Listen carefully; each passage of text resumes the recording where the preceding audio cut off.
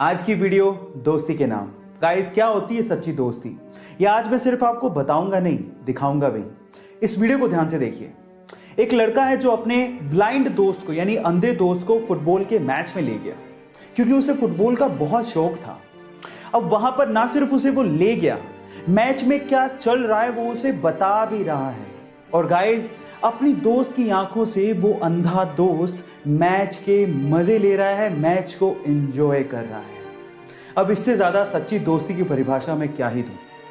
Guys, अपने दोस्तों के साथ, स्पेशली अपने सच्चे दोस्त के साथ इस वीडियो को जरूर शेयर करिएगा।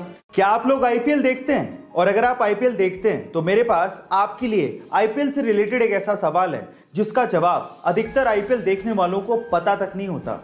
तो चलो मैं आपको सवाल बताता हूं, आप भी बताइएगा कि इसका जवाब आपको आता था या नहीं आता था। सवाल यह है कि आईपीएल की ट्रॉफी के ऊपर एक मैसेज लिखा होता है। क्या आप बता सकते हैं कि वो मैसेज कौन सा है और उसका मतलब क्या होता है? तो चलिए मैं आपको इसका जवाब बताता हूं। इसका जवाब यह है कि आईपीएल की ट्रॉफी के ऊपर संस्कृत में एक लाइन लिखी होती है। वो लाइन है यत्र प्रतिभा अवसरा प्राप्नोति ही, और उसका मतलब होता है यहां प्रतिभा अवसर प्राप्त करती है। क्या इसके पहले तक ये फैक्ट आपको पता था? और अगर नहीं पता था तो चैट सेक्शन में जरूर लिखिएगा। और पंकज त्रिपाठी, आज के समय उन्हें कौन नहीं जानता है, एक्टिंग इंडस्ट्री में एक बहुत बड़ा नाम है। एक बार उन्होंने अपने एक इंटरव्यू में एक बहुत ही जबरदस्त बात कही। उन्होंने कहा कि जब वो 10वीं क्लास में थे तो उनके पिताजी ट्रैक्टर खरीदना चाहते थे, लेकिन वो ट्रैक्टर नहीं खरीद पाए। लेकिन उस वक्त अगर उनके पिताजी ट्रैक्टर खरीद लेते तो पंकज जी के मुताबिक आज वो किसी खेत में ट्रैक्टर चलाकर खेती कर रहे होते और इंडस्ट्री में इतना बड़ा नाम नहीं कमा पाते। उसके बाद जो पंकज जी ने कहा वो आप लोगों को सुनना चाहिए। उन्होंने कहा कि जिंदगी में कभी कभार हमें अगर कोई चीज नहीं मिलती तो उस वक्त उसका मलाल होने लगता है, लेकिन बाद में आगे चलकर समझ में आता है कि उस वक्त जो हुआ वो ठीक ही था। इसलिए जिंदगी अगर आपको हरा रही हो तो आप समझ लीजिएगा कि आपके साथ कुछ अच्छा होने वाला है।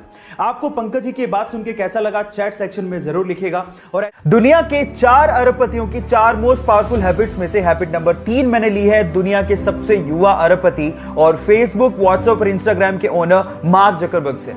वो ये कहते हैं कि मैं हमेशा अपने आप को चैलेंज देने में बिलीव रखता हूं। मुझे कोई फर्क नहीं पड़ता दूसरे लोग क्या कर रहे हैं, और अपने आप को चैलेंज देने के बाद मैं उसको पूरा करने के लिए जी जान लगा देता हूं। रिसेंटली उन्होंने अपने आप को चैलेंज दिया है कि वो हर दिन 1 मील दौड़ेंगे, हर एक वीक में एक बुक को पूरा करेंगे और चाइनीज लैंग्वेज मैंडरिन को सीखेंगे। मेरा सवाल आपसे यह है कि आप में से कितने लोग अपने आप को चैलेंज देते हैं और उसे पूरा करने में अपना पूरा दम लगा देते हैं? सो गाइस, बाकी बची हुई हैबिट के लिए मुझे फॉलो करना मत भूलिएगा। मिलते हैं अगले वीडियो में।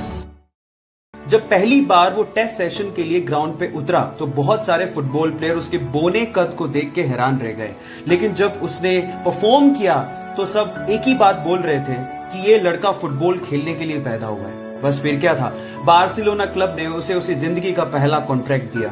उसके बाद उसने जिंदगी में पीछे मुड़ के नहीं देखा। वो वर्ल्ड का मोस्ट वैल्यूएबल फुटबॉल प्लेयर बना।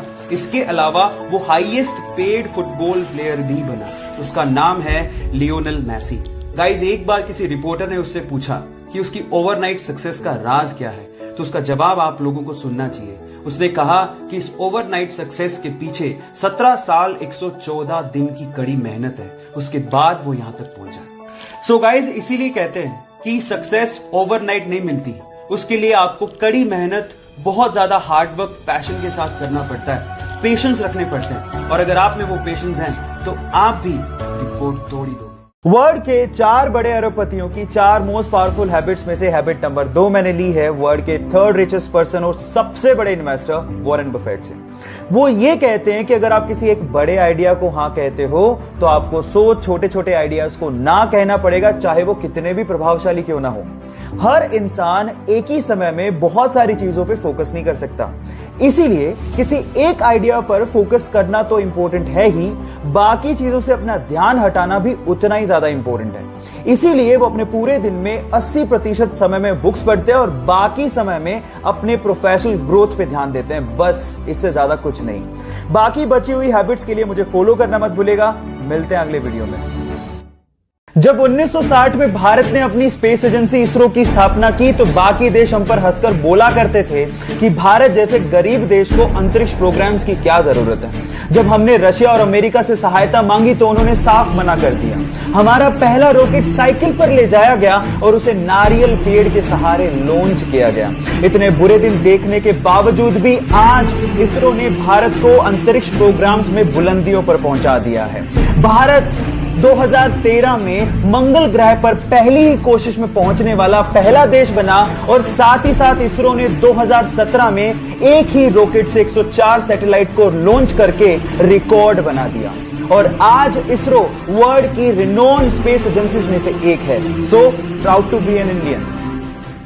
माइकल फेलिप्स ने 2000